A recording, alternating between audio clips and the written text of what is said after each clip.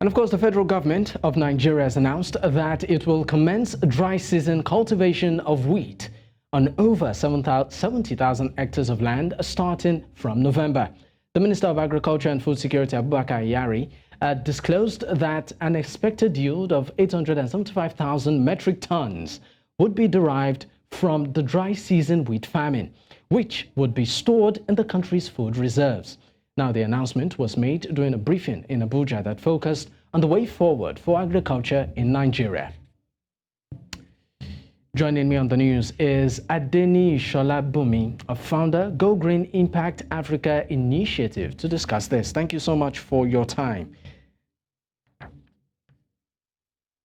Well, if you can hear me, let's go ahead with, of course, Observatory of Economic Complexities said in 2021 that Nigeria imported about $3.32 billion of wheat. Now, Nigeria was forecasted by the Global Agricultural Information Network to import about 6 million tons of wheat between 2022 and 2023. Now, a total of about almost 10 billion naira was used to import durum wheat into the country in 2022. But now, the federal government is saying that Nigeria would, in November, cultivate about 70,000 hectares of wheat. What do we make of all of this information, and how do we see it impact generally on food production in the country? Thank you very much for having me. Good evening. Compared to what we do or what we consume in Nigeria, what we want to do in November is just like scratching. I want to tell you that we have over 1.2 million hectares of land that is suitable for wheat production in Nigeria, most especially in the production region of the northern state. So if we are doing 7,000, it's not even up to 1%, or let's say it's not up to 10% of what we are capable of doing. And considering the fact that we spend a lot of millions, in dollars, importing wheat into Nigeria, I think we should, be deliberate about our efforts to make sure that we produce large wheat, because the amount of money we are spending on wheat importation is so huge.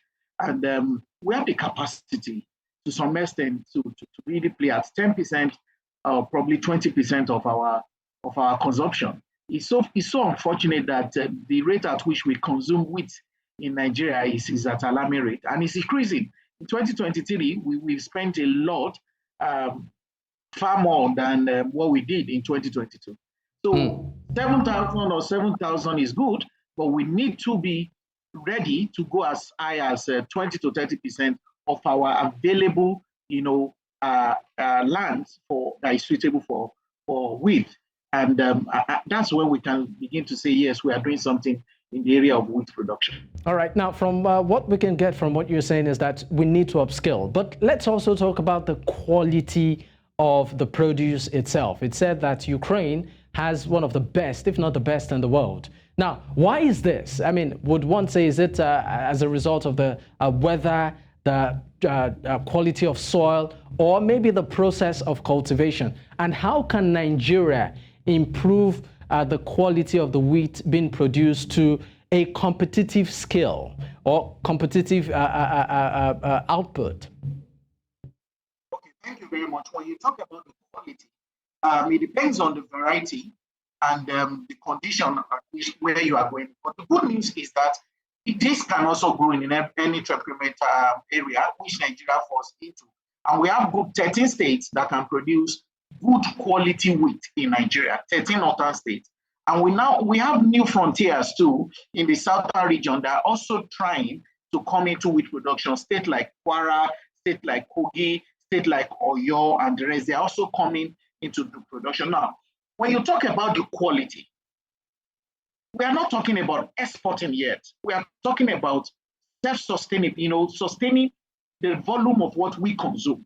What do we use wheat for? That's the first question. It's for wheat flour and some other things which we use to produce our confectionaries. And why did it start? Because of our taste or yearning for foreign taste in the area of confectionaries. That is what is increasing our demand for wheat. Now, when we talk about the quality, what we produce here is still okay for what we are doing here. Majorly for when we process them into flour, they can still do our bread, they can still do a lot of things. So the quality thing is not a problem at all because we are producing for us, by us, for us. So we are not talking export because you cannot give what you don't have. You don't even have it. So we are not talking export. We have some cases where we did some small export here and there, but that is not the thing. So in terms of quality, we have what we need. We have the land. We have everything it takes to produce to meet at least, like I said, we should focus on 20 to 50% of our consumption be producing this locally. And another thing I want us to say, maybe in the course of our discussion, is diversification from this form of flowers. We have alternative to this flower, and that is what we need to look at. As much as we are expanding, we are producing, we also need to begin to develop alternative source of flower.